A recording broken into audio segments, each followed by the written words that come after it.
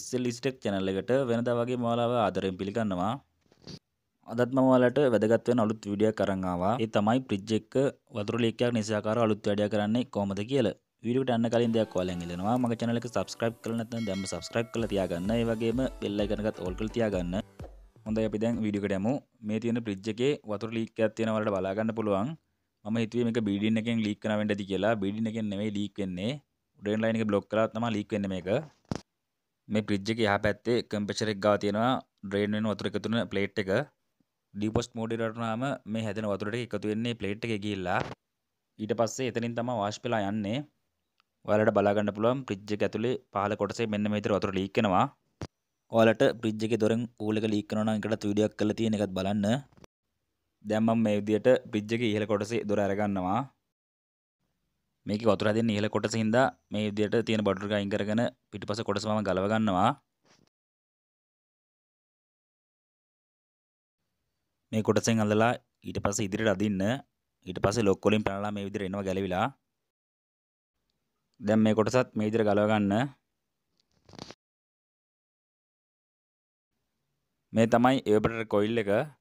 මේකේ තමයි අයිස් හැදෙන්නේ. මේකේ හීටර්ස් ඔන් වුණාම මේකේ තියෙන අයිස් ටික දිය වෙනවා. ඒ හැදෙන වතුර ටික පිටිපස්සේ ඩ්‍රේන් ප්ලේට් එකේ ගිහලා එකතු වෙන්න ඕන. ඩ්‍රේන් ලයින් එක බ්ලොක් කළා හින්දා ඒ හැදෙන වතුර ටික ඔක්කොම ඉස්සරහා දොරේ යට කොටසෙන් තමයි එළියට එන්නේ. දැන් ඔයාලට බලා ගන්න පුළුවන් මේකේ වතුර එකතු වෙන ප්ලේට් එක වේලිලා ගිහලා තියෙන්නේ. දැන් මම මේකේ එවපරේටර් කොයිල් එක පොඩ්ඩක් එළියට ඇදලා ගන්න යන්නේ. ඔයාලත් මේක පරිස්සමට ගන්න මොකද මේකේ බට කැඩුනොත් එහෙම ගෑස් එක ලීක් වෙනවා.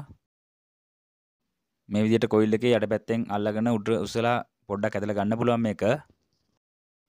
ඔයාලට මේක මේ විදිහට උඩ උස්සලා ගන්න අමාරුයි නම් උණු වතුර ටිකක් දාලා බලන්න මේ යට කොටසට. මේ විදිහට ගලව ගන්න පුළුවන් නම් ඔයාලටත් වඩාත් හොඳයි. හොඳට සුද්ධ කරන්න පුළුවන් ඩ්‍රේන් ප්ලේට් එක එහෙම. මෙන්න මේ බට සෙට් එක කැඩුනොත් එහෙම ගෑස් ලීක් වෙනවා. ඒ හින්දා පොඩ්ඩක් පරිස්සමෙන් ඔයාලා කරන වැඩේ කරන්න. දැන් ඔයාලට බලා ගන්න පුළුවන් මේකේ ඩ්‍රේන් එක බ්ලොක් කරලා තියෙනවා. මෙන්න මේ හැරි තමයි වතුර බ්ලොක් වෙන්නේ. මේකේ හෝස් එකක් තියෙනවා පල්ලෙහා ප්ලේට් එකට වතුර යන්න.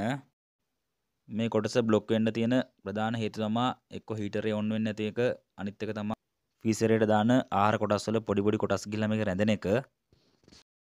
එහෙම වුණාම මේකේ ඩ්‍රේන් බටේ ජෙල් එකක් විදිහට මේක හැදිලා නතර වෙනවා වතුර යන එක. මම මේ කියන්න යන්නේ මේක හදා ගන්න තියෙන ලීසිම ක්‍රමය.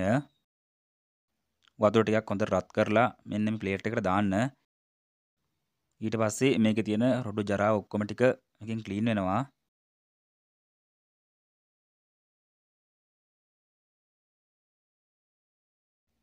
දැන් බලා ගන්න පුළුවන් ඩ්‍රේන් හෝස් එකෙන් වතුර එනවා.